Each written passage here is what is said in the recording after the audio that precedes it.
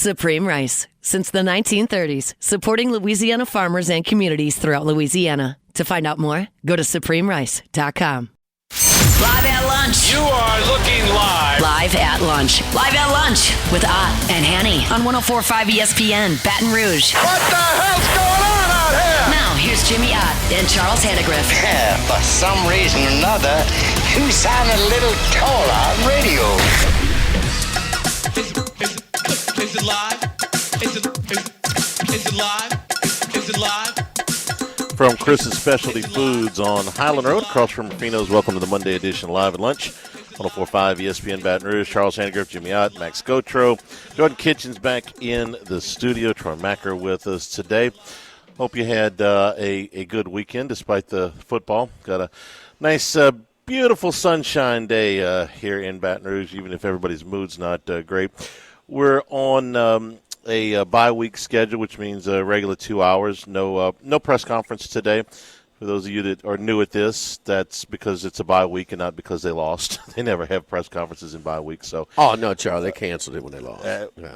You'd be surprised how many people think that. I'm not joking. Okay, I'm not joking. All right. I do that disclaimer every year. You'd be surprised. LSU falls for the first time this year, 24-19. Frustrating day for LSU fans. The run game, which has been struggling all season, was pretty much non-existent in this game. LSU gave up on it pretty early against a team that had been surrendering a lot of yards on the ground and to not exactly dominant teams. Giving up 190 yards a game on the ground, LSU was only able to manage 59, and it didn't seem like very many of those were significant. The LSU pass game, it seemed to be that there were two concepts in this game that LSU wanted to use.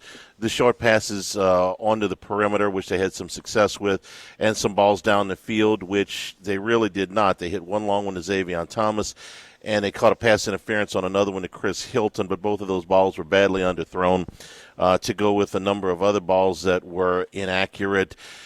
And you got to wonder again about the health of Garrett Nussmeier, who 3 weeks ago looked a little bit shaky. Last week looked like he was throwing the ball with some zip. And in this game, it kind of came and went. There were a couple of balls, one on the sideline to Bauer Sharp that looked like it had some zip on it, a couple in the middle that looked okay. And then other times he looked like he was really struggling to get the ball down the field. After the game, Brian Kelly said that Garrett Nussmeier is healthy. Garrett Nussmeier was asked about it, said he didn't want to talk about it. I looked at the game again last night, and there's times where he's just clearly not with the type of command of the football. He's usually a very accurate quarterback when he's healthy. The decision-making is a whole different thing. We'll get to that. But just the actual health, the zip on the football, the ability to push the ball down the field, I thought it was there last week. This week, it kind of came and went. The decision-making that he's had on some of these just has you scratching your head. The interception that he threw was about as bad of a ball as you could see. Rival of one he had against Louisiana Tech a few weeks ago. This ball was thrown into coverage in Ole Miss territory and on first down. You can't. That's the kind of quarterback, that's the kind of throw you do not expect an experienced quarterback to make. So the struggles all day were very, very frustrating for LSU offensively, and they got a lot of things that they can work on during the bye week. Defensively, Lane Kiffin's going to provide a lot of challenges to you. Trinidad Chambliss was every bit as good as he had been advertised, both with his arm and with his legs. A lot of his runs came in the center of the field. He was able to slip out of some pretty sticky situations and make positive yardage out of them. He was also able to have a lot of success with time to throw the football, pushing the ball down the field. He threw for over 300 yards in this game. LSU's defense was able to cause 2 turnovers. Really nice plays by Halsey and Woodland. They kind of kept them hanging around, and Ole Miss really hurt themselves with well over 100 yards in penalties. Jimmy, that's the outlines of this. I saved the one thing that I know you want to start with at the very beginning. Believe me, I know where you're going with this. We've already done 2 shows together since the end of the game, which is that Ole Miss's defense not only was able to stop LSU's run game and confound the passing game, but they were able to do it by dropping 8 and rushing 3. Yeah, and that's we watch a lot of games, man, and we can't see the all 22. So we can't see if, say, the quarterback has a guy and he misses him. Didn't see him. When you go to the games, you can see that type of stuff. You can see the entire field. But the one thing you can do, you can see, how many they're bringing. What's their front? Are they disguising pressure? This backer looks like he's coming, but he's dropping into coverage. And the thing about it is, and as a defensive coordinator, you want the opposing quarterback to break the huddle and wonder, okay, when are they in? What are they in? LSU's offensive line had so many issues. Nussmeier knew exactly what they're going to be in every time. You be light in the box, you can run, they're rushing 3. And I've never seen a college or pro game where 3 got the quarterback off his spot and got pressure as much as they did on Saturday. When you usually race 3 and you're not going to get there. So you're going to have to cover for a longer period of time. Some teams do it like a 4th and goal from like the 10, because if everybody's disciplined and stays in their zone, then you kind of can't fit it in there unless you're just not reacting. But they got to Nussmeier over and over and over, rushing 3, and that's going to frustrate any quarterback. When you lose, well, let's go with the coach, and we'll go with the quarterback, and we'll all filter down from there. So, but I don't care if you had Bill Belichick or Sean Payton or whoever trying to play, or Lane Kiffin play design in here. You can't block 3. You're going upstream. With 5 or 6. Yeah. You're going upstream all game, and that's going to lend itself. Now the timing made it bad because the timing was on 4th down and a penetration on the poor decision interception by Nussmeier. It wasn't after a couple of 3-and-outs or whatever where I have nowhere to throw the ball and I'm getting off my spot. Yeah. On 3rd down, I'm desperate. I'm just frustrated. So the timing doesn't make sense. But there's a lot of space in there for you to be upset. This is a bad defense too. So whether you're light in the box and you can't run block, okay, or they're only rushing 3 and you can't pass protect, this offensive line, it's as bad as I've seen, come through this program. And forget where these guys were ranked coming out of high school or whatever. You can't play. Now, is it the offensive line coach? When you're this bad, it's on everybody. Keep in mind, this defense was last against the rush coming in. We said to be careful with early statistics. But that's on the positive side about them, stacking odds, stacking statistics against inferior opposition. But this was Kentucky rushed for, whatever. They rushed for, opponents were rushing for 180 against them. Arkansas just had the ball in what it was a 41-36 game, and they turned the ball over when they crossed midfield, or you're losing to them. They fired their coach. And they move the ball against this defense consistently. I talked about the chunk plays. Taylor Green made little dump-offs that go untouched for 40 yards. And LSU's offensive line is so bad that, it really doesn't matter how good your quarterback is, your receivers are. When you can't block 3 over and over and over, and you can't make them pay for being light in the box, man, you're fighting upstream. And so what happened? Clemson not as good, especially on that defense. I talked about, I don't know about this defensive front for Clemson on this much ballyhooed. They only gave up more yards per carry in 25 years of Clemson, so they're not as good. But it's a shame because everything else is in place. That defense played well again. That's against a good offensive team and a good quarterback. A quarterback because, a true dual threat. He makes throws. He handles pressure. And he's a guy that's coming Ferris State, and he's just thanking Lane Kiffin in tears for just a chance instead of the entitlement that comes with it. So, but this is not – Ole Miss is not as good of a roster as they were last year. We said a lot. This is Brian Kelly's best roster. but there's one glaring weakness, and it's a shame because a lot of things are in place. He's got continuity. He's got continuity in his staff, and he's some of our friends from the fire department, Charlie, coming in and get that Christmas special to me. So, yes, indeed. Very good. But I just was floored. 3-man rush over and over and over, and they were either getting home or they were affecting the pocket. Yeah, I'm sorry that it has to be. We got to go back to one common denominator, but we do. So I'm not going to give you my opinion. I'm going to give you some numbers here since Brad Davis has been the offensive line coach, because I got to look at something. All right, all of these guys were highly recruited. We can throw that out. Okay, they're not playing well. They're not being developed, because these guys would have gone to the Alabamas, Georgias, Texases, and Floridas of the world where they weren't recruiting against Northwestern State. So since he's become the offensive line coach here in 2021, LSU finished second to last in 2021 in rushing. In 22, they finished eighth in the conference. Eighth in the conference. That was Jaden Daniels' first year. In 23, they finished second in the conference. That was all Jaden Daniels. Last year, they finished last in the conference in rushing, and this year they are second to last in the conference in rushing, just an eyelash ahead of South Carolina. So if I'm looking at common denominators, that's what I'm looking at. I'm looking at the offensive line coach. I'm sorry, this is your responsibility, is to have this group operating at a higher level. So you don't like recruiting rankings, that's fine. All 4 of LSU's offensive linemen last year were drafted, meaning that the NFL, and one of them was drafted really high, meaning that the NFL, even after watching, think about this, the NFL watched this rushing attack last year, all the scouts, finished dead last in the Southeastern Conference in rushing, and still took 4 of these guys, meaning that they think that they are good enough, but that they underachieved here in this rushing attack for some reason. But they ain't drafted 4 from this line. Well, no, they don't. Even these guys aren't good too. They don't have any upperclassmen. That's good data, okay, and that's a common denominator. I get it, and keep in mind that the Daniels are all scrambles and design runs because the freak running the ball, okay. But as far as handing the ball off, but Charlie, these guys aren't good either. I don't disagree with the approach.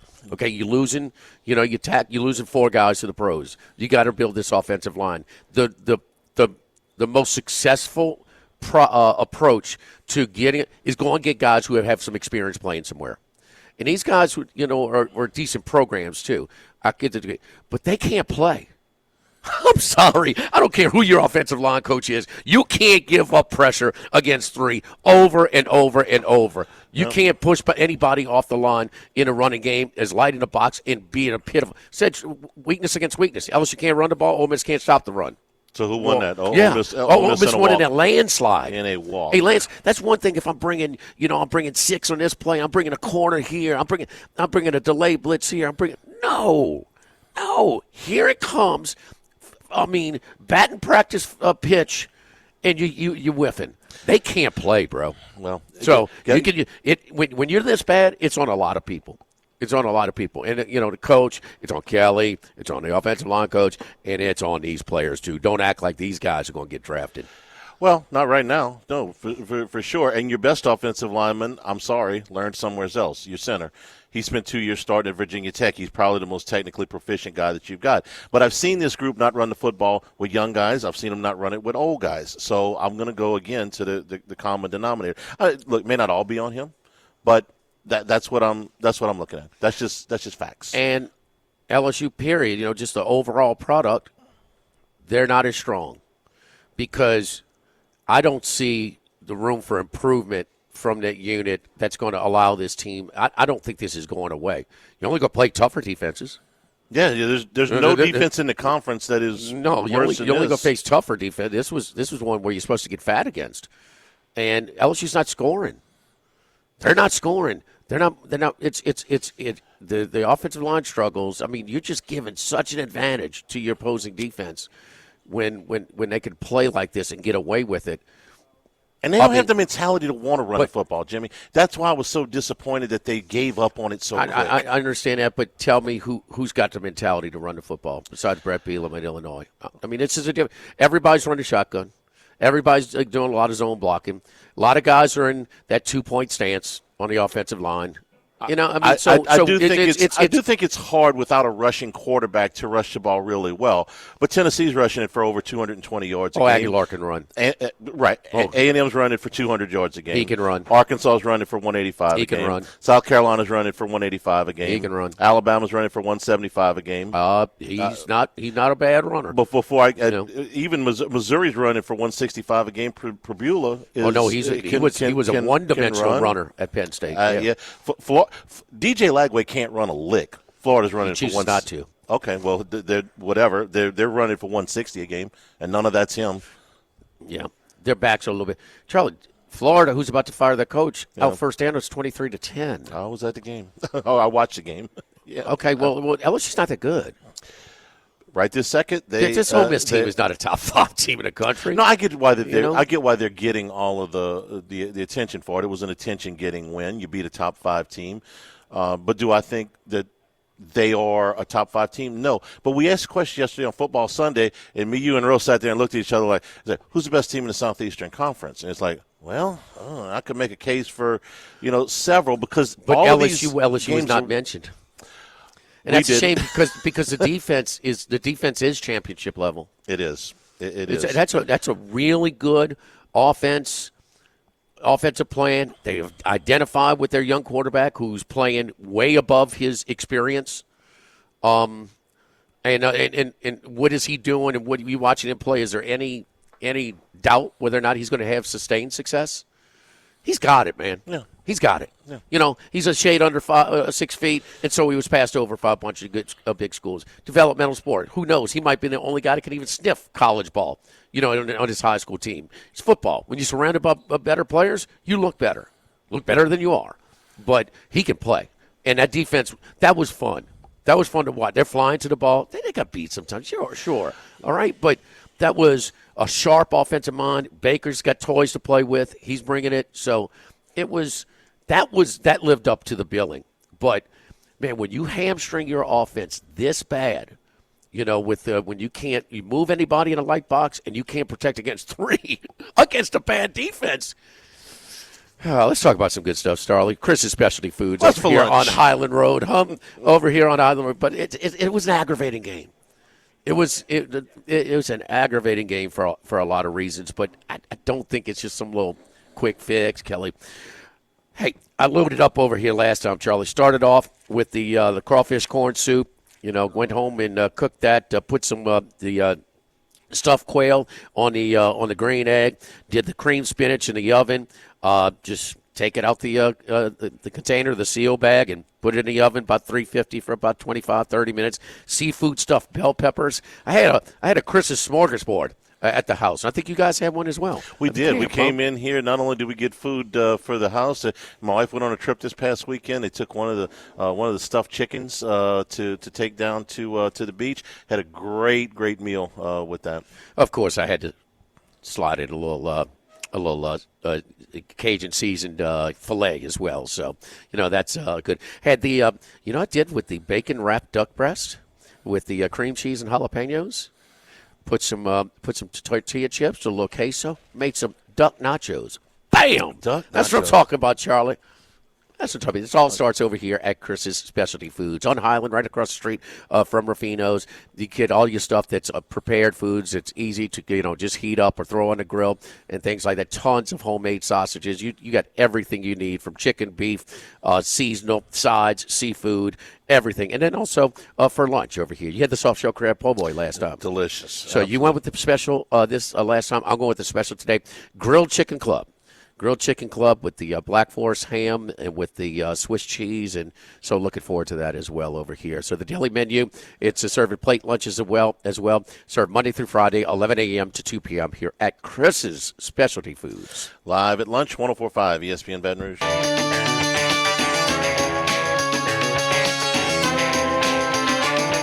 Live at lunch with Ott and Hanny. Live from Chris's Specialty Foods on Highland Road. Here at Chris's Specialty Foods on Highland Road across the street from Rufino's. Come by and see us for lunch. Knocking on some boudin balls here during the break. Got some good stuff here at Chris's Specialty Meats. So I got 2 questions I want to ask you. Jimmy, one of them we kind of touched on a little bit before the break, but I'll save that one for a second. The first one is, do you think that Garrett Nussmeier right now is injured, compromised, alien? Pick your word, okay? Not enough to really, that's minimal at best, Charlie. I saw the guy. Now, when he's a guy that we talked with Dello yesterday, he's got to have space. He's got to step into his throws like most quarterbacks. And he stepped into when he was protected against Southeastern. I mean, there was no signs of any type of. He even ran the ball, which I'm not a big fan of him running. I'm an opposing defense. I want him running more than throwing the ball. But he might be, but it's minimal.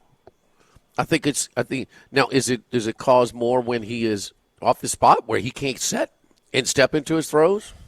Maybe, but if it's it's not enough to make a huge difference. If he was protected, okay, they're rushing 4 and 5, and he's protected, and you got less guys to cover, and he stepped into his throws, it'd been just fine. There's room for him to step into both of the – and I don't know if he's hurt or not. Okay, I really don't. Kelly says he's not. Nussmeier kind of sidestepped the question. All I know is he had room to step into those, and he didn't. Is that because he's hurt? Is that because his mechanics are fouled up right now? Is that because he just made a bad throw in that particular case? I don't know. But it almost seems to come and go on him, because after I watched the game last week against Southeastern, and forget about the level of competition, I'm just watching the ball in the air, okay? It seemed to have enough mustard on it. It seemed to be coming out very well. Very much so. Very much. No. And in this game, it didn't. There was also a ball that sailed on him to Aaron Anderson. Ended up knocking Aaron out of the game. He's got to go up for it. And that was not a terribly difficult throw. It wasn't a very long throw. So I can't put my finger on it. I'm not a quarterback's coach, but something doesn't seem right. When has he been super consistent? It's not the consistency. The decision-making, that's just bad, okay? I'm talking about the actual throws. I'm talking about actual throws, too. I thought for the first 7 games of last year, he was pretty consistent with where he put the football. He went through that 6-quarter malaise where he was against A&M and Alabama, but the first 7 games I thought he was pretty good, and the last 3 games I thought against he who? was A&M and Alabama. No, against what were the ones where you're giving him all the credit? The first 6 games of the season, I mean, who did they play? USC? They played USC. I thought he played reasonable against USC. USC's bad defense. They didn't score a ton. Okay. First game. Okay. You can South Carolina, he actually got bailed out on a couple of plays with the penalty. How would the pick six stands? The first one shouldn't have, because he was getting collared. No. I'm saying if South Carolina just doesn't hit him and whatever. I mean, what are we looking at? I mean, that's a colossal poor decision. That was a terrible decision. He threw for almost 300 yards in that game. It's a good defense. Ole Miss. South Carolina was a good defense last year. I didn't say that. No, I'm saying it. Okay. No. Okay. That is. Come on. The South Carolina's defense was good last year. UCLA, Ole Miss, Arkansas, and then at the end, Florida, Vandy, Oklahoma, and in the bowl game, if you want to count that. I thought he was pretty good last year. For first year, but there was some inconsistencies, as there usually are for a first-year full-time starter. Do you think you're supposed to clean them up? You're supposed to take that next step? Yeah, I thought the inconsistencies were more with the decision-making than with the throws. I thought when his throws were right. But, okay, so there's a lot of speculation about where he is right now physically. Only he knows for sure. The second question is... That's to me, that's more of an excuse, and he's not hurt enough to where that it's costing you games. They're not holding him out of the games. No. So if he was really hurt, they're not holding him out of the games. The second one is it's kind of on the same plane as who's the best team in the conference. A lot of people want to just throw this season in the garbage right now today, and I maintain that I'm not anywhere close to ready to do that. The best teams in the conference, has anybody shown any level of separation? Is this the closest that the Southeastern Conference has been after a month? I got to say that it is in my recent memory. Ole Miss, Alabama, Auburn, Georgia, A&M, Tennessee, Mississippi State, Oklahoma have played a combined 7, 8, 9, 10, 11, 12, 13 games, and not one of them has been decided by more than one score. LSU's played 2. One of them got to 10. Kentucky's played 1 at 7. Missouri's played 1 at 9. You've got like 2 games so far that have happened out of maybe 20 in the league so far that have gotten away. South Carolina's game got away from them against Vanderbilt because Sellers went out the game.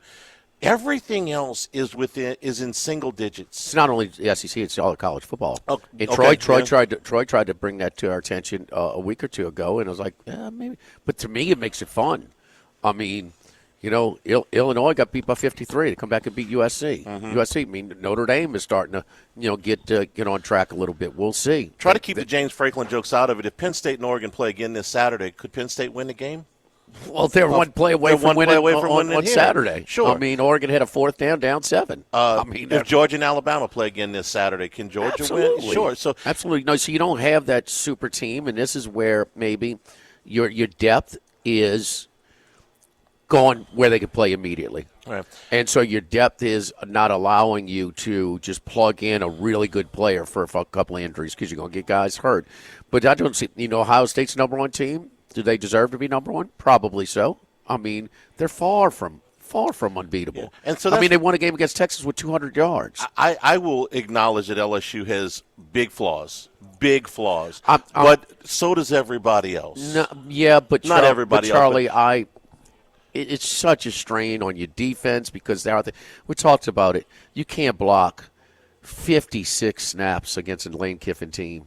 That's alarming. That's bad. When other teams got 88, you got 56. I mean, you're just on the field a lot longer on defense, and you can't last forever. I mean, it's not just by coincidence that whether it's NFL or college, the last 7.5 minutes is way more offense than the rest of the game because defenses are worn down, right. and teams are more in rhythm. But so that's just a lot of strain, and so Durham coming back will help. He's your best back, and I mean anything that helps that running game, anything is going to help some. But what I see is, I think Ole Miss, nice win. Ole Miss, I don't take serious. If their schedule allows them to get into the tournament, I don't think they have the roster they had last year to make the noise. I said it before. I took Ole Miss over again. I said they might not be as good of a team, but they might have just as good of a record, if not better, this year. But Alabama, Alabama's not Alabama anymore. They had to play really well to win.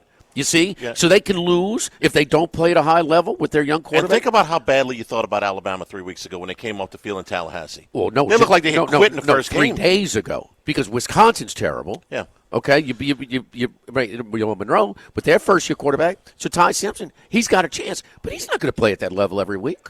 He's not. He's a first-year starter. And so, playing out well in Athens is a pretty damn good start. Well, Georgia is not the Georgia team, and you can't.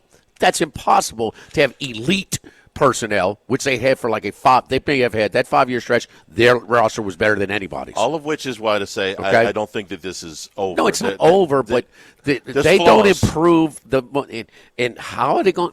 The offensive lines improve, but this is 5 games, and they've not. If anything, may have gotten worse. I can't argue that point.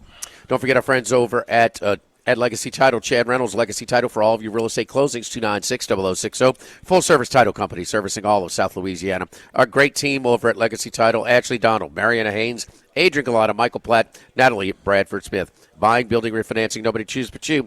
Choose Chad Reynolds and Legacy Title. Chris's Specialty Foods. Start off with our deli menu. Again, small plates. Do the sandwiches and wraps, soups and salads, or combos of those. Platters, wraps, sandwiches. And our special today, Chef Special, is the Grilled Chicken Club over here at Chris's on Highland Road right across from Rufino's. Live at lunch, 104.5 ESPN Baton Rouge.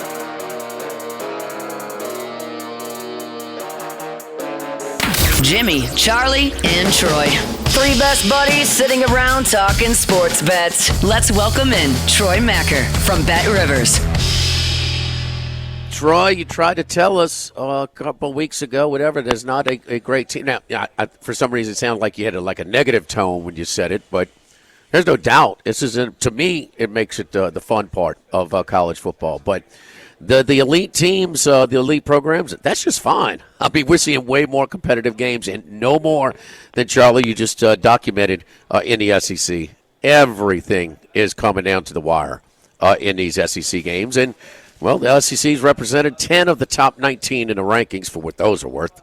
But, Troy, you identified it with it pretty early. I mean, if you had to take one, who would you take? I mean, Ohio State's number one, and they deserve to be, but they're far from unbeatable. Yeah, it's really tricky because, just as you said it, I think Ohio State's the number one team in the country. I don't know if they're the best team in the country because I don't know who the best team in the country is. I don't really trust their offense still all that much. They struggled a bit with Ohio early on. Obviously, they got through it in Washington and had an impressive performance, but they didn't blow it out. Now, granted, they're going across the country. I like Oregon. They weathered a crazy storm up in Happy Valley in an incredible environment, but I don't know how good their defense is. Take the tape. So when I say there's no great team, that is not a knock on, it's a bad season. It's just, I say this a lot in college basketball. Sometimes we have 10 teams that could win the national championship, but no 2 elite teams. But you don't see that in college football. It's always 2 to 3 elite teams, and everyone else is here to just get a swag bag at a bowl game. So it is a unique scenario for college football, I feel like, in the last decade or so. And it's even more unique by the fact that we have a 12-team playoff where things could get really weird because there's not a huge gap between the elite tier, the great tier, the good tier. Another thing, too, is I thought that last year, two teams that actually played each other in the semifinal, I thought they were fortunate that in the draw of the playoff. And the obvious thing that needed to be fixed from year 1 to year 2, no, we just can't give you a high seed, a bye. Or we can't, you can't get a home game because you want to get the conference. We have to seed these teams, no matter what your credentials are. Because Penn State, no, James Franklin won big games. Were those big game opponents? SMU and Boise? I mean, right. Notre Dame plays Indiana. Indiana's more prepared, it seems. That was another layer of respect. That was a tough spot. There's never been any more emotion on the field than when they beat Illinois, top 10 team, by 53. And, destroyed them. To come back and win on the road against Iowa, who played well, that's a tough spot for Indiana.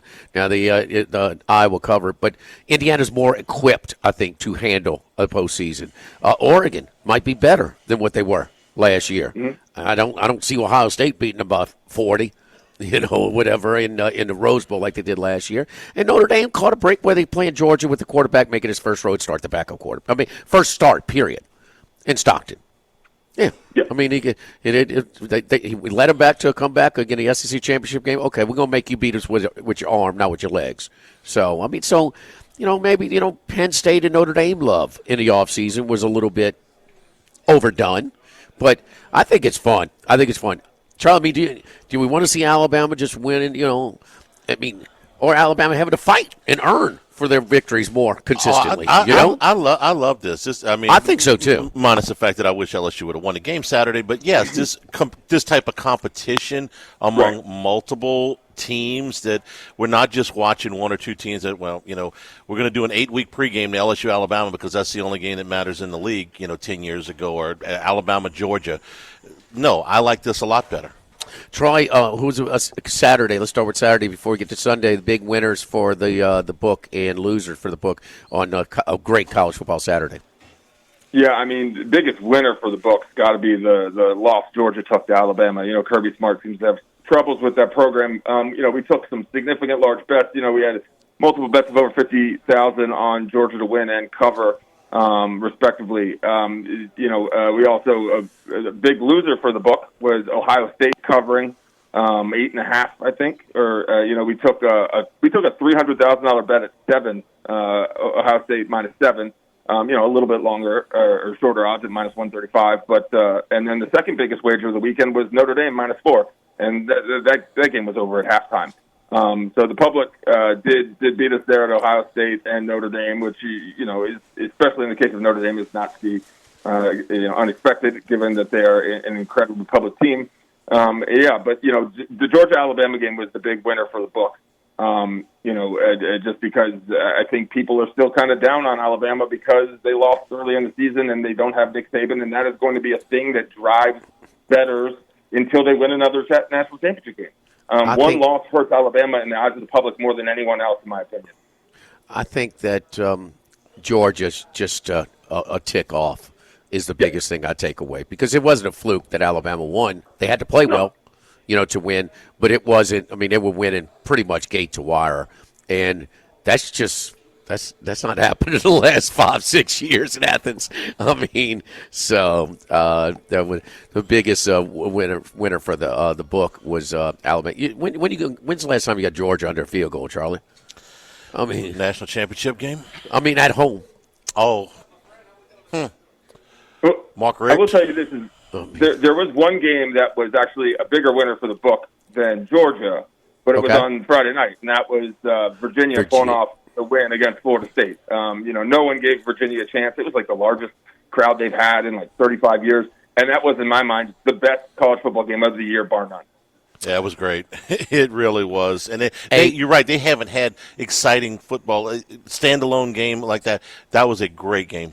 It was a lot of fun. It was a lot of fun. 30 years later, now the first one that stopped Warwick done on the little direct snap in Charlottesville, but it was in Charlottesville. It was 30 years ago. It was the first ACC loss for Florida State. They so much head and shoulders above everybody in that conference, because remember, Miami was still in the Big East at that time. But yeah, little shades. But hey, who they got this week? Miami. And you better look ahead in the schedule, because I think some of those Florida State teams were as well. And the other thing is Morris is good. He's another good quarterback. He is. Is that Morris, Chad Morris's kid, Charlie? Chandler Morris? Because he was at Arkansas. I didn't even think about that. You know what I mean? Yeah. I mean, the all offense coordinator for SMU and Clemson. He was a head coach for a while. And so they have gone up and down the field. They got a nice 1-2 punch in the backfield to hand the ball. There's your running game, Charlie. There's one team that's running the ball in college football. It's the Virginia Cavaliers, huh? Loaded with 5 stars on the offensive front. Troy, who's the big winners and losers for the public in the book on yesterday? Yeah, well, biggest losers for the book were, in the Chiefs game. That was heavy money on the Ravens. Just like the kind of Alabama team of the last decade, they're now struggling. People are writing off the Chiefs because they don't have any offensive weapons. Mahomes looks human. That was them. Plus 3 was, I think 3.8% of the total Sunday handle there was on the Chiefs. The biggest win for the book, obviously, is the Giants beating the Chargers. I mean, we're talking 5% of all the tickets were on the Chargers to win outright. It was top 5 in strength of spread at -6.5. 79% of the tickets and 78% of the money were on the Chargers. Those were losers. And then the Packers game. I think, what was it? 13% of all the Sunday money was on the Packers to win and cover. Now, the win goes back because it was a push, but 8% of all the money was on Packers -6.5. And that was, maybe there would have been a moment where there was some sweat in the fourth quarter, but that was, for the last 30 minutes of watching time, that was dead. Yeah, the last time they were covering was before the half, the number. Troy, but all your money line bets, money line parlays, it's just a void on a tie? So for parlays, the entire parlay won't. I think in the case of a void, it will remove that leg from the parlay. Right. So if you get a 5-teamer, it goes down to a 4-teamer. Then you void that entry. Yeah, that leg. Yeah. But it's likely if you had the Packers money line, you probably also, if you had an NFL parlay, you probably had the Chargers money line. So it didn't really matter. There you go. Any significant action up against the clock, Troy? But on tonight's doubleheader or overlapping doubleheader for Monday Night Football. Yeah, I mean, we already have 2 really big bets closing in on 100,000. One is on the Jets +3, and one's on the Bengals +8. And the Bengals one is interesting because, with that big bet, 65% of the money is on the Bengals to cover, and it's right now at -7.5 in the case of the Broncos, but 78% of the tickets are on the Broncos. So the money on the Bengals, obviously due to that large bet, but most of the people in terms of just 1v1 is on the Broncos to cover at home. Follow Troy on Twitter at Troy Macker, Machir. Good stuff, Troy. We appreciate it. We'll talk to you on Friday. Thanks, guys. Talk to you then. Chandler Morris, son of Chad Morris, at Oklahoma, at TCU, at North Texas, and now at Virginia. Fourth school. And that is Chad Morris, who was the head coach not only at SMU but also at Arkansas. Between growing up with your dad jumping around so many jobs and then you jumping around, I mean, you just he never unpacks a suitcase. Well, so Tony Elliott, who's the head coach there, was on the same staff as Chad Morris when they were both together at Clemson. If you remember back, Chad Morris at one time was the highest paid coordinator in college football. Oh yeah, one of those years at Clemson. Yeah. When they brought it was Taj Boyd, kind of, and then we were getting DeAndre Hopkins and who was the one that was Sammy Watkins? Sammy Watkins is pretty damn good as well. Don't forget Chris's Specialty Foods. They're on site. They do on site festivals as well.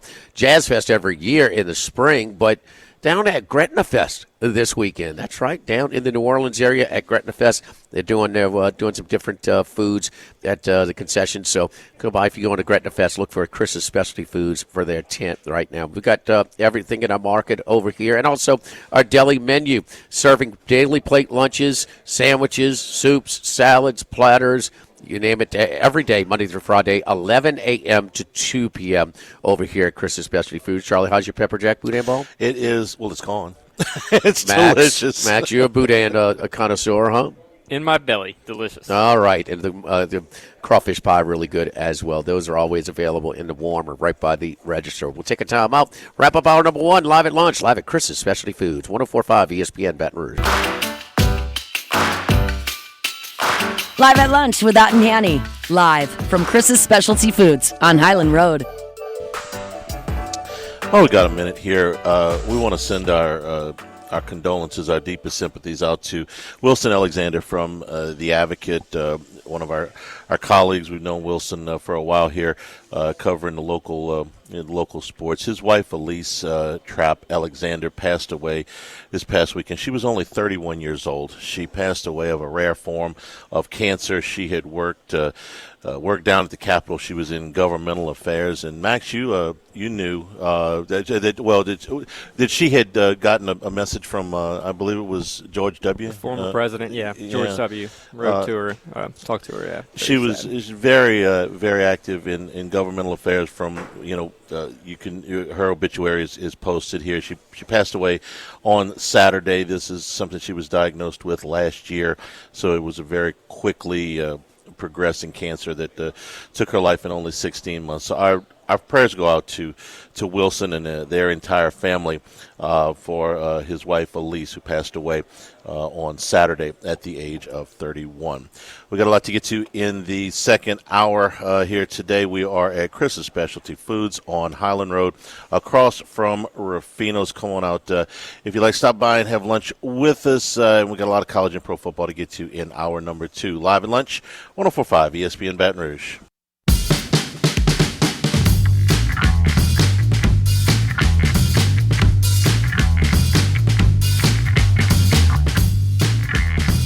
Live at lunch with Ott and Hanny. Live from Chris's Specialty Foods on Highland Road.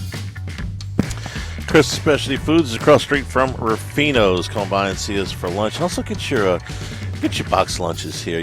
Every Monday that we come in here, man, Randy's stacking them up to take to one place or the other, so you can get them for your company. Catering, catering is available to you, and you get if you're watching this on YouTube, you see some of the boxes that are stacked up behind us. My man takes a big old load of those every Monday, Jim. Yes, indeed, and so it's just one of the options that you have over here. But Charlie, this is green egg feeder of material here, man. The beef I got. They do different cuts of you got ribeye burgers, veal ossobuco, smoked brisket, Wagyu ground beef, pork sausage. So I mean, you name it, even a meatloaf that it's ready to put into the oven and just heat up. So a lot of good stuff. I love the bacon wrapped duck breast and and also the quail, the stuffed quail. So you do cornbread dressings and with the the broccoli casserole, a little bit of everything that we have over here at Chris's Specialty Foods. So it's real easy. Everything's prepared. You just heat it up and throw it on the grill. It's pretty much over here at Chris's. So, but it's just tons of options, a little bit of something for everybody. So a big weekend in college football. It did not disappoint. What I say on Friday is I don't like to talk about historical trends too much because, a lot of those players are gone. But we stuck to some, and some of them kind of bit us. Penn State does not win big games under James Franklin. They are 1-18 against top 10 teams in the Big Ten. How many of those games they had the inferior roster, though? A lot of them were Michigan and Ohio State. And I can't ever remember a game that they lost to one of those teams where they had the better team. Well, they're 1-18. And at Penn State, I think they expect him to have comparable rosters to Ohio State, Michigan, every now and then. Yeah. This is the year. Your two running backs could have gone pro. Your quarterback could have gone pro. You lost Abdul Carter. You lost the tight end. Tyler Warren. They're really good, okay? Mm-hmm. But you had so much returning. Offensive line. The entire offensive line is back. Everybody's back. And then you got Oregon relatively early in the year with their first-year starting quarterback at home. So you got to – now, do you think – you watch the game, you think that Oregon has a better roster or Penn State? It's close.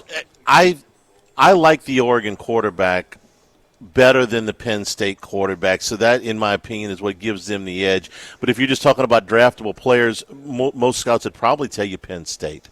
Now, for me, Aller has bitten me enough times that I'm, kind of, okay, you're just going to be a perennial underachiever.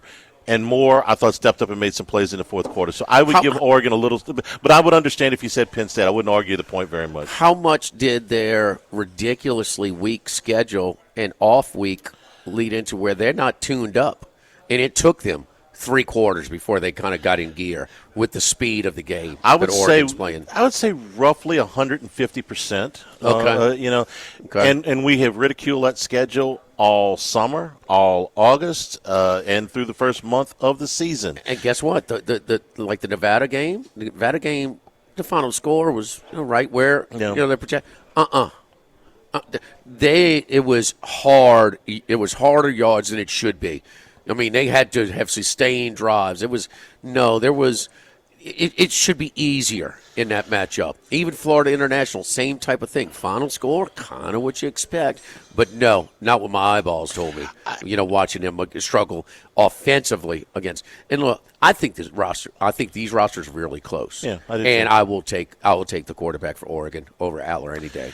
You have to play non-conference games in September, and I realize that for a school like Penn State, LSU, you have to play teams that you don't have to return a trip for, with the exception of probably one. But this was so weak. This was so weak. Jimmy, would Louisiana Tech have beaten any of those 3 teams? I think they would have. Villanova, Florida International, Nevada. I'd have given La Tech a good chance to go 3-0 against that group. Maybe. And I don't know. Maybe. And of LSU's first 4 games of the season, La Tech was the 3rd best team on it. I'm not just comparing to LSU's schedule. You don't have to go on the road and play a top 5 team, but you got to play somebody. You can do better than the this. Conference schedule. Okay, they're 9 games, but only 3 are losable. This is one of them. They go to Ohio State and they go to Iowa. Everything else. No. Well, you better put Indiana in that group now. Indiana's okay. They go to Penn State, but yeah, you got to put them in now. Absolutely, yes, Indiana's better than they were last year. Yes. They're impressive. Just to sleepwalk through the first 3 quarters? Hell yes. You asked that question, and this is something that is completely within your control. Oregon, they had a weak schedule. Wasn't their fault.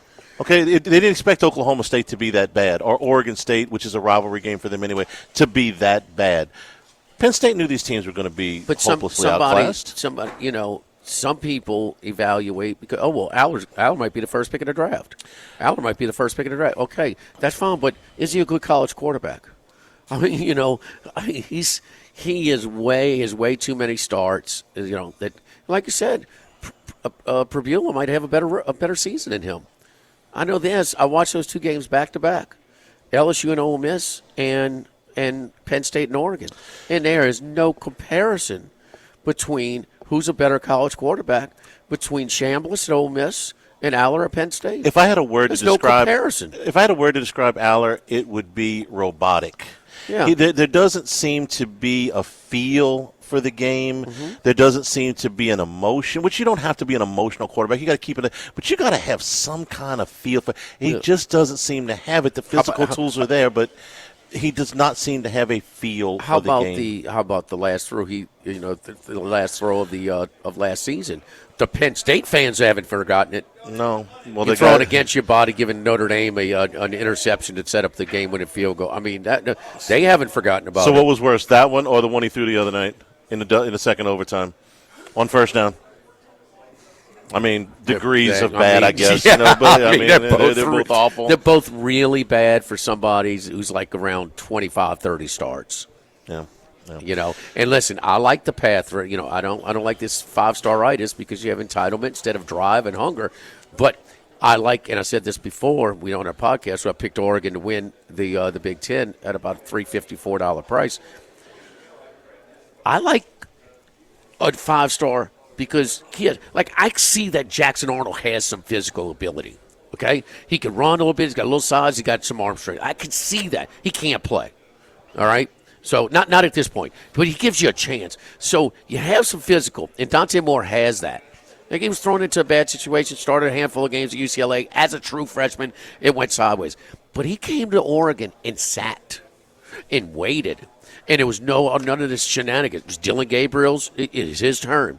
He sat and learned, observed, and, man, now you're seeing him more prepared in his third year in college. But he said, I think it's a good situation. And, man, Phil Knight, as long as he's still kicking, baby, they are going to their roster because they lost a lot, Charlie. They lost a ton from last year, and they're really good again this year. They're the best team in the country? I don't know. But can they beat anybody in the country? Conversation. They can beat anybody in the conversation. Yes. Another thing that is a historical truth for the most part that I went against this time is that Kirby Smart can't beat Alabama. Beat everybody else. Has one win against Alabama. It's a big one for the national championship. One win against Alabama since he got there in 2016, and I thought for sure they were going to get him this time. I thought for sure that line had dipped below. It's like, here's this Alabama. We're shoving money on the tide. It doesn't matter what happens. We're going to get – it's Alabama, right? No. You guys are going to Athens, man. This is under a field goal. Forget about it. I'm taking Georgia. But when we put this season to bed, Jimmy, one of the images, you know how they put those highlight films together the whole season before the national championship game? One of them highlights is going to be all 6'7", 370 pounds of Caden Proctor looking like a battleship going down the field. And you know I can't stand Alabama, but, I mean, that was like, oh, there's something you don't see every day, right? How many trick plays you practice you'd never run in a game? Oh, and a ton. And I don't know. They certainly didn't need it. They were moving the ball. Okay, so they didn't need some kind of gimmick to move the ball against Georgia. Georgia's is not as good. I mean, Tennessee's good, but we kind of connect the dots. But you kind of have to connect the dots a little bit. Mississippi State's way better than anybody thought this season. They gave Tennessee all they could handle. All they wanted. Tennessee moved the ball against Georgia. The one thing is, but Georgia's schedule is not terribly tough.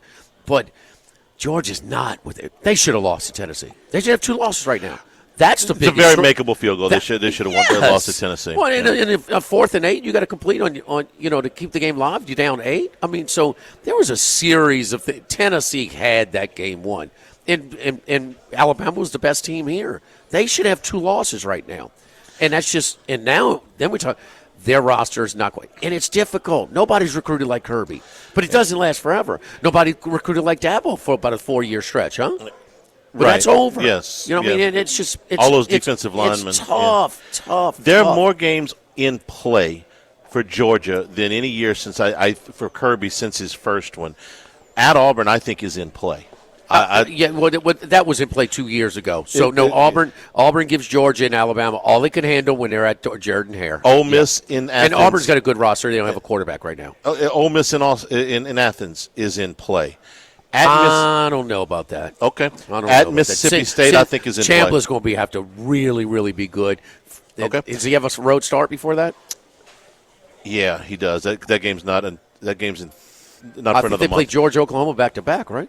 They do, but they play somebody else. I'd rather have him at my place for his first one. Okay. Yeah, for sure. I think the Mississippi State game is in play. I think the Georgia Tech game is in play. And for damn sure, the Texas game is in Where's play. Mississippi State? Mississippi State is at the beginning of November. No, where? Oh, it's at Mississippi State. Yeah, I think yeah. So you got like 4 or 5 games that are in play for Georgia, and usually you can write in 10. Ole Miss will be favored in every game but the 2 back-to-back at Athens in Oklahoma, 18th and 25th of October. So they go to Athens first. So Georgia had that's his first true road start? Oh, it will be his first true road start. First true Okay. road start? So he got 3 home He didn't games? start against Kentucky. No, that's right. He came in the game late. He did not start that game. Last one before we take a break. Auburn and Texas A&M. This game had some similarities, I thought, to the LSU Ole Miss game because Ole Miss dominated the yardstick and honestly should have won the game by more than they did. But the penalties killed them and the turnovers killed them. A&M outgained Auburn 414 to 177 and only won this game by 6 points because they had 13 penalties for 120 yards and a turnover. A&M was in complete control of this game, more than double the first downs, and did not allow a third or fourth down conversion, which in a Southeastern Conference game is saying something. And they still only won the game by 6 points. Had scoop and score for Auburn. This time it wasn't reversed. But, I mean, want to talk about a defense that's doing everything they can to hang on there, but you could just go wear down. 0 for 13. Now, this is throwing 2 fourth downs, Hugh Freeze's. You mean, tell me. I mean, really, when we talked about it, really, Auburn's going to go get Jackson Arnold instead of Darian Mensah? We had that discussion a number of times. We both would have taken Mensah 11 times out of 10. Arnold's a very limited quarterback, in my opinion. He's got some ability, but he's limited. He's got, he's a tease. He doesn't know how to play the position. His instincts are not there. Of course. You're holding the ball too long, and it's just it ain't. He's holding it. He's inaccurate, and we're talking about the first game. Him and the staff trusted his legs way more. And he can run some, but he's not just he's got to be able to throw the ball at some point, So his arm is fine. I bet he's kind of the guy. I bet his highlight film was off the charts because he could do some. Of course, yeah. But consistently when the rosters or maybe he had a better supporting cast than their opponents or whatever in high school, but he's a T. He's one of them T's, and he's got a chance to develop. But when he's just giving up on routes and he's holding the ball and won't because he's scared to let it go, you're not going to develop. Don't forget our friends over at Dana Brown at the law offices of O.C. Brown, your law firm for a lifetime, 343-1111 and ocbrown.com.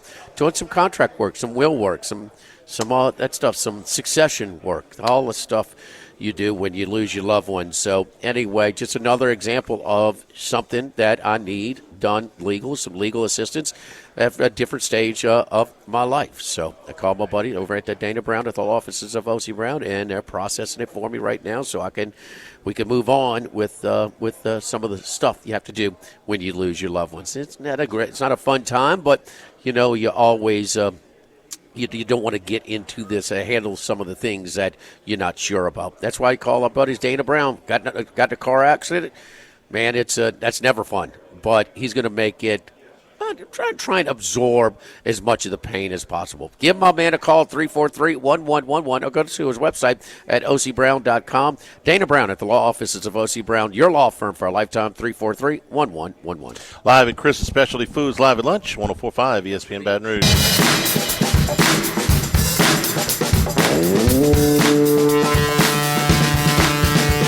Live at lunch with Ott and Yanni. Live from Chris's Specialty Foods on Highland Road. And return here at Chris's Specialty Foods. We're also brought to you by the Thibodeau Store and the Pierre Part Store with new additions to the family. The Lockport Store and the LaRose Store both opening up this past Friday.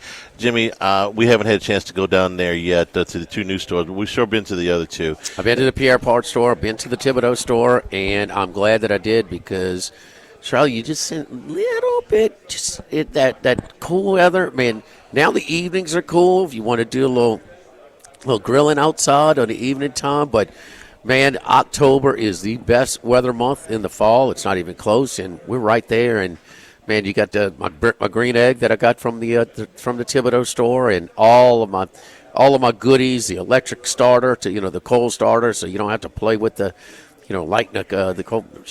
In 5 minutes, boom, that thing is blaring and ready to go. And just the things like that, a good wire brush, some gloves, just everything, man, I had over at the Thibodeau store. So it's an independently owned hardware store that has everything and then some for all of your outdoor cooking needs. So, I mean, tailgate season's just getting started now.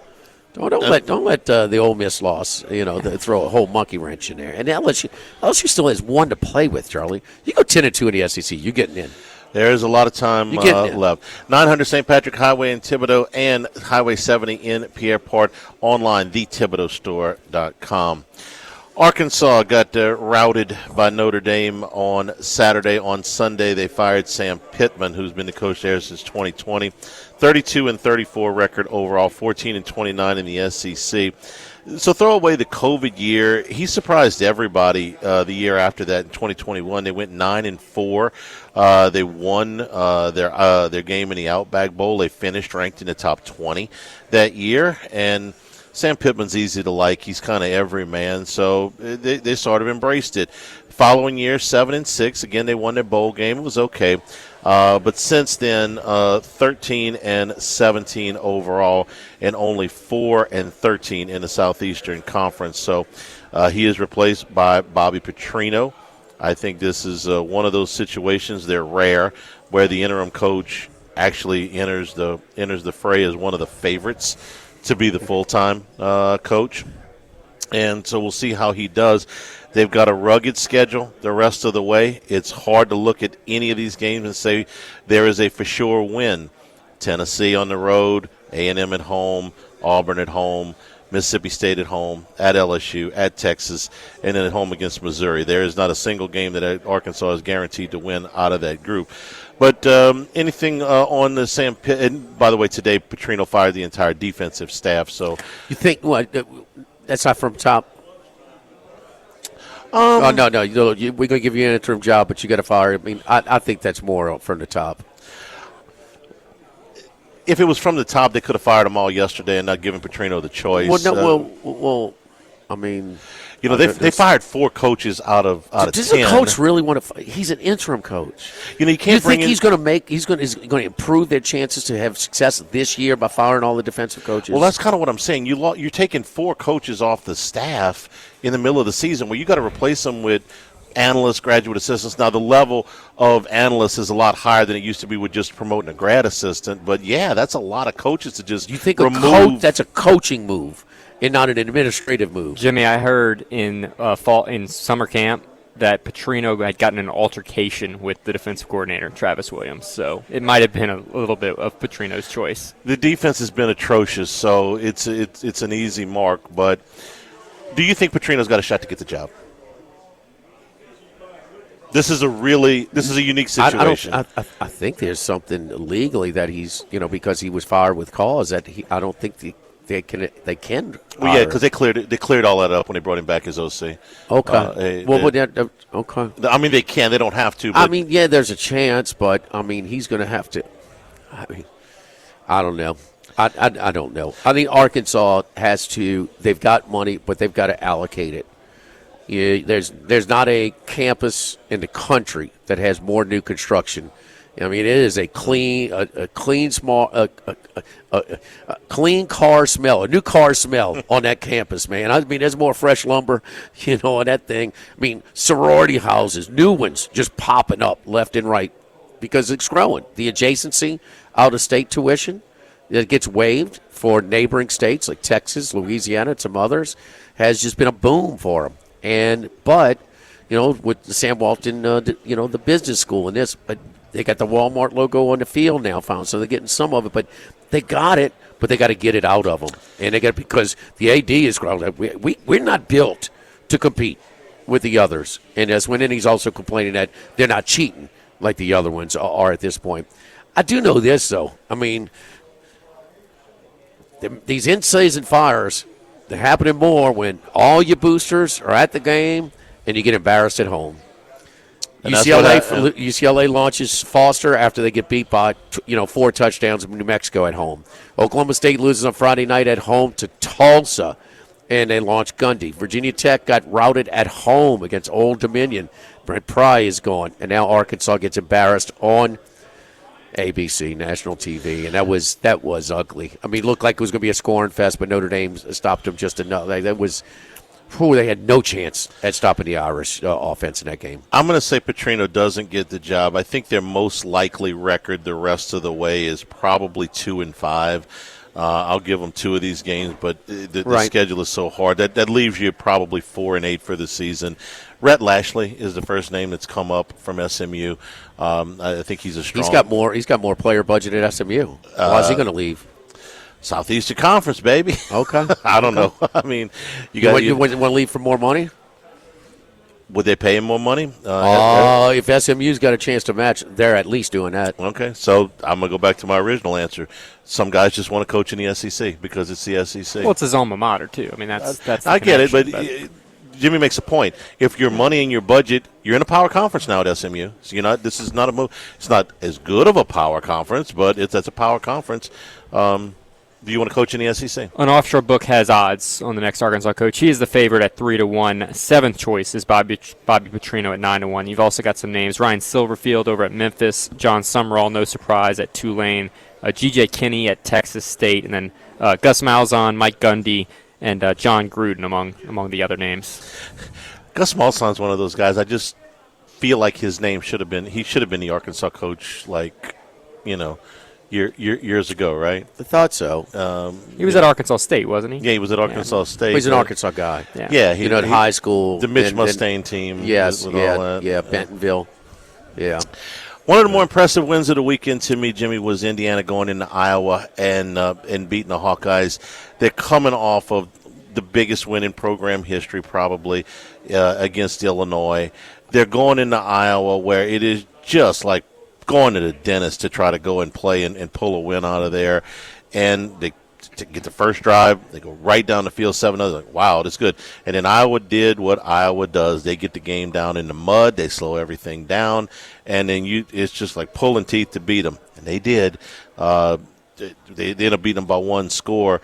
And Fernando Mendoza, I'll spare you the singing, with a reasonable day. The stars will bright. I think that this is an impressive win, given its spot on the schedule and its the geographical spot.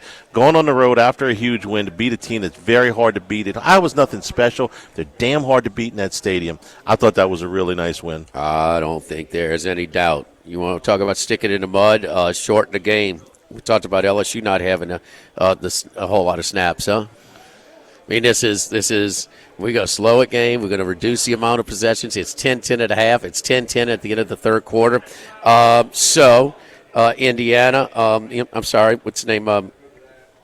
The 69 snaps for the Iowa Hawkeyes and 52 for the, 62. 62. That's still a low total. Yeah. So, I mean, it was a low possession game. And, I mean, it just added up. Yeah, Iowa's going to win at the end. And they didn't. I mean, it was you can't, there's never been that emotion on a field in Indiana than beating a top 10 team by 53 on primetime network television. Yeah. I mean, never. It's a field rush fade if there ever was one. My God. Even if they didn't rush the field. I don't know if they rushed the field or not. And you go against this team who's going to grow the grass high, and I mean, they're going to get in the mud. I mean, they win 9 games every year. Yes. And Indiana won it. Yeah. And why'd they win it? Because your guy had a possession at the end. He had a possession at the end, and Fernando put him on his back. Bookend touchdowns at the beginning and at the end for Indiana. Yeah. One more overtime game. Tennessee had to tie it late in Starkville. Mississippi State went in a surprising 4-0. Tennessee, they had blown out UAB the week before, but they're still smarting from that loss to Georgia 2 weeks ago. And it's all they can do. to go down there and win that game in overtime. And Aguilar, another big day, 335 yards in the air. He's good. He's good. This was his first SEC road start, although he had some road starts, in with Appalachian State, but not in Mississippi State's not the most imposing place to play, but it's a tough venue, man. And there's some excitement, in Starkville right now. I think Mississippi State is now, are they 5-0 against the spread? So, I mean, they're taking care of business, man. And Chapin gives them a chance. It was a shootout. The Evangel product. He's healthy this year, and give Levy credit because there was very, very little confidence. I mean, even like last year when they went to Tempe, okay, and Arizona State was good, but they couldn't even come close to competing. It was just so ugly. I mean, they just have no speed, no defense, nothing, and they're just better. They're better this year. They don't have, like one Mississippi State supporter told me, he said, man, we don't have the LSU, maybe Georgia, Alabama budget, but we got some. We got some NIL budget, and so I didn't get a chance to watch this except for the overtime the other night, but I went and watched extended highlights this morning, and I mashed it up against the box score. The most surprising thing to me about this game, Mississippi State ran the football right at them to the tune of 200 yards, and I didn't expect that. Chapin had a nice day, but they ran the crap out of the football. Well, running game is a quarterback's best friend. Yeah. And but Chapin he's been around. Yeah, he's not a first year guy. He's not a first. Well, it helps too when you get a run. If LSU run the ball, trust me, your boy Nussmeier would look a little bit better. This is a little bit what I'm talking about, though. They ran the ball for 198 yards, 3.5 a carry. Sometimes you got to keep after it a little bit, even if you don't have some success early. And State did. They almost pulled the upset. We're brought to you by Total Maintenance, AC and heating, generators, electricity, plumbing, your one-stop sales and service shop for all of these needs. Since 1980, their slogan has been service today, every day. So nobody ever has to go to sleep hot. They have full-service offices in New Orleans and Baton Rouge. They're an authorized dealer for Carrier, American, Standard, Daikin, and Rheem AC units, Generac, and Cummins generators for all your electrical and plumbing needs as well. In Baton Rouge, 481-1000. In New Orleans, 841-3300. Service today, every day at Total Maintenance. Live at Chris's Specialty Foods, live at lunch, 104.5 ESPN Baton Rouge. Live at lunch with Ott and Hanny. Live from Chris's Specialty Foods on Highland Road. Charlie, before you get to it, we got to clarify too. The Indiana game. I mean, it was going to overtime. I mean, it's 3rd and 10 with a minute and a half to go at midfield. 3rd and 10. On the star so bright. And he rips it to Surratt for 49-yard touchdown pass, which is a minute and a half to go. That's the kind of play you expect Iowa to give up at home. Fernando apologized. He went Lane Kiffin. Said if you had the opening line, which was 6.5, apologized by taking a safety. They took the safety late. Yeah.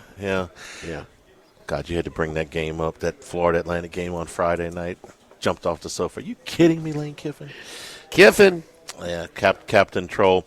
All right, you and I, yesterday, Football Sunday, we were down at Caesars in New Orleans in the sports book. We watched all of the games, but Buffalo and the Saints, which was a very popular pick on the Survivors, mine as well. The biggest favorite did not come without stress. The biggest favorite in the NFL this year.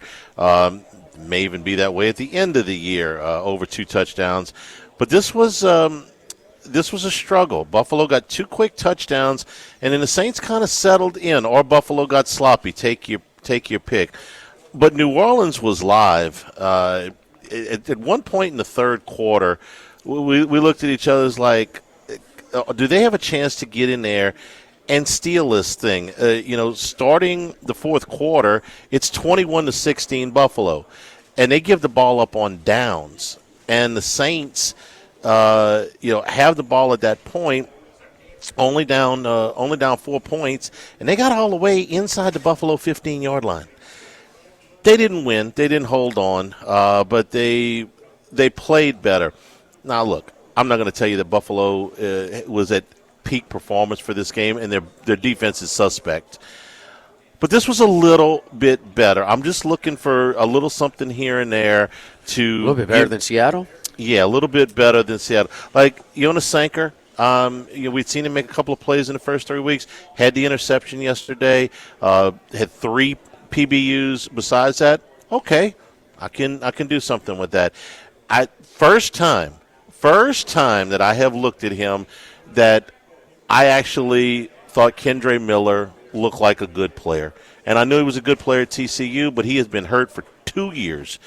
I thought he looked like a real good a real good NFL running back yesterday for 6 or 8 carries, okay? A little bit of that.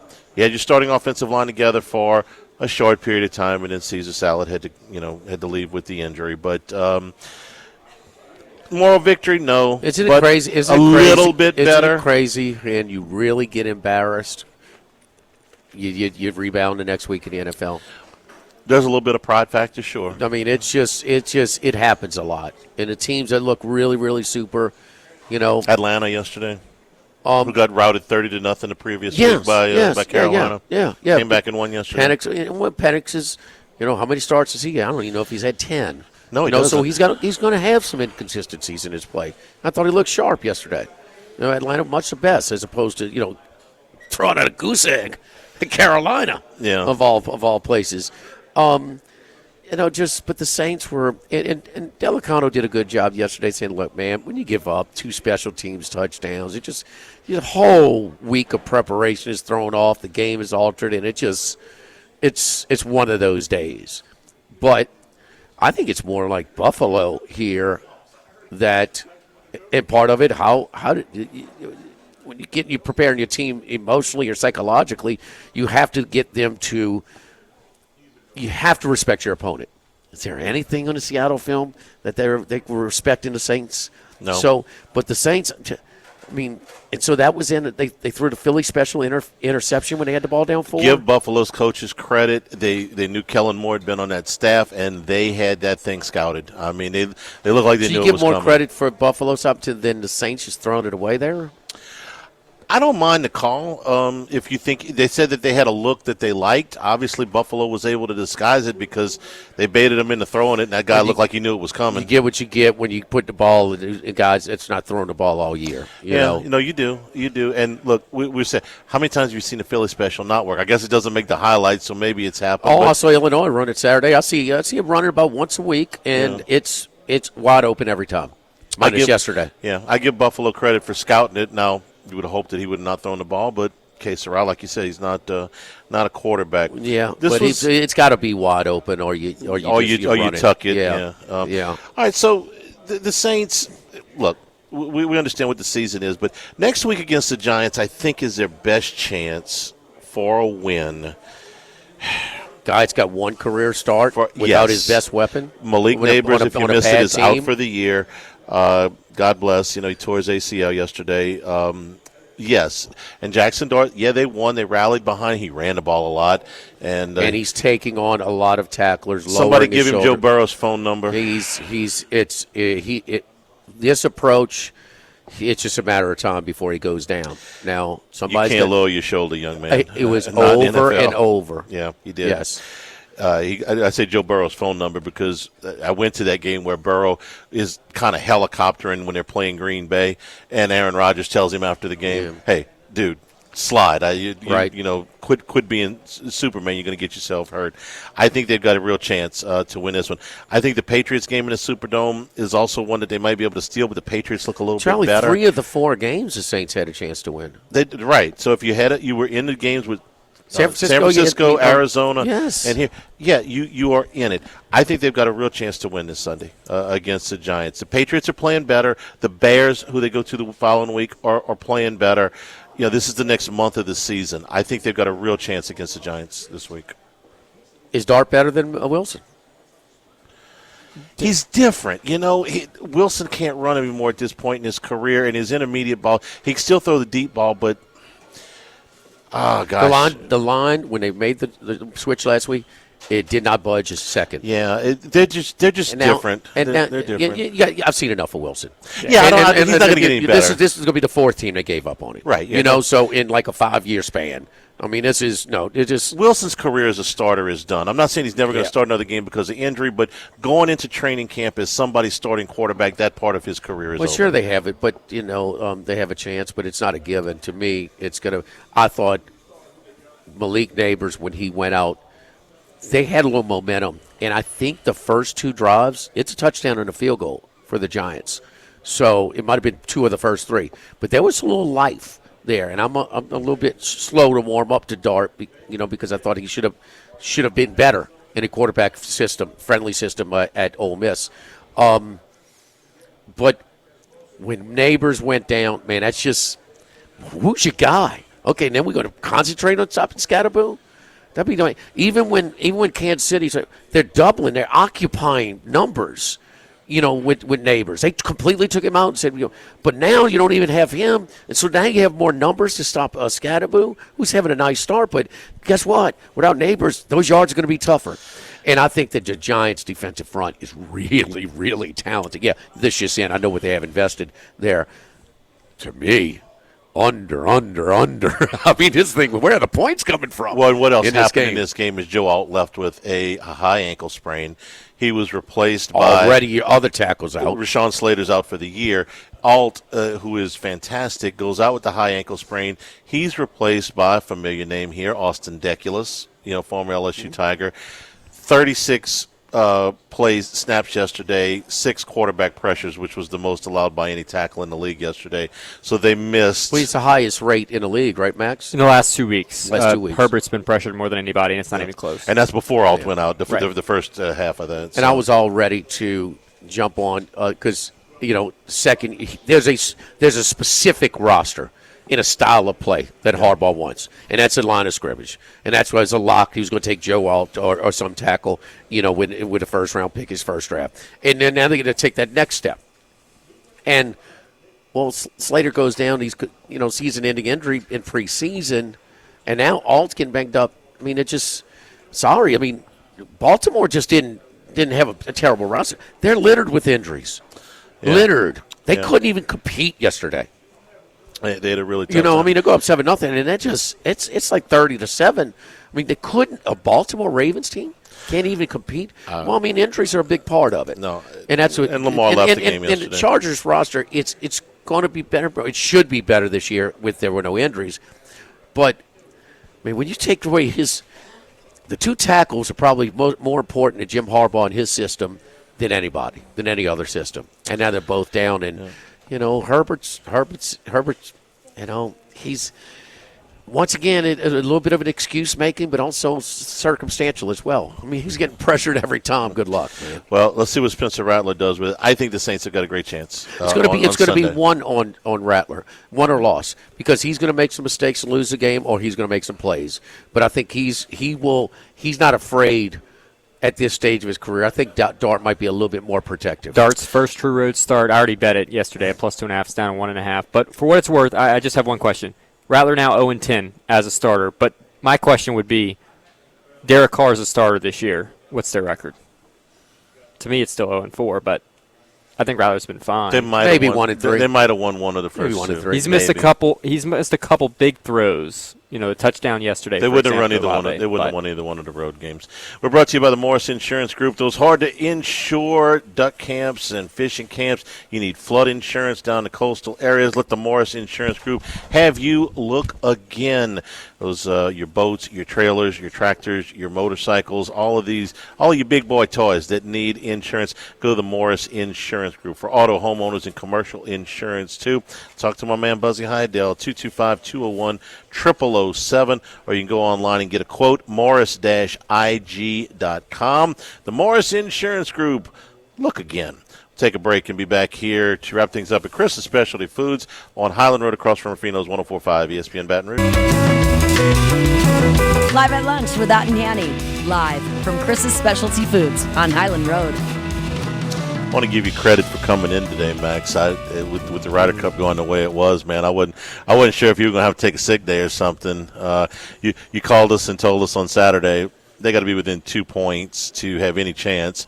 So they were down 7 going into Sunday and actually made a little run at it. They did. I'll give them credit. They fought a little bit. But, yeah, overall just a disaster. Maybe covers up for just how bad it was. Misleading score when all was said and done, 15-13. They did have a bit of a chance, so at least it was encouraging. I think they got to as high as like plus 500 to win the Cup, which was completely unexpected. But nevertheless, it's just it was a failure on behalf of Keegan Bradley. But give him credit. At the very least, he acknowledged that he set up the course incorrectly. And for that reason, I would almost say he was a better captain than Zach Johnson, because Zach Johnson didn't have to worry about course setup when he was on the road. And he messed that part up. He made it way too easy, and it became a putting contest, which the Euros dominated. His pairings of English and Morikawa took, from what I read, the most heat. There was Data Golf did a study basically on all the foursomes pairings, ranked them 1 to 32, 1 to 132, all the possibilities of what they had. They had that one dead last as the worst one you could make. He's got to have, and he put it out twice. He's got to have that access to that data. He does. What's his reasoning? My rationale is he went off a lot of priors, like past Ryder Cups. It was one of the things he referenced why he cut the rough down. He said, well, in the past that's worked for us. Well, 7 years ago was a totally different game. The U.S. had much more long hitters than the Euros had when they had like Ian Poulter and some of the short knockers that the Europeans had. If he's using 7 years ago to judge what you should do now, that's where he messed up. The analytics would look at it and say, actually, these are pretty even teams in terms of how they play. And I think ultimately he was going off a feel. He just thought they fit together well. They were switching who went off on odd number holes versus even number holes, which should have been figured out. The Euros do a great job of this. All that's figured out for them already. They just have to show up and play. But they're just kind of going off of feels still for whatever reason. Also felt like Europe didn't miss a putt for 2 days. If you are down in Gretna this weekend, check out the booth over at Chris's Specialty Foods. Of course, we'll be down there for the big Gretna Festival all weekend long. And, of course, get all your stuff to throw on your grill or in the oven. I mean, beef, pork, seasonal, wild game, seafood, sides, gumbos, sausages, boudin, all at Chris's Specialty Foods here on Highland, right across from Rufino's. Stay tuned for Hunt Palmer on 104.5 ESPN Baton Rouge.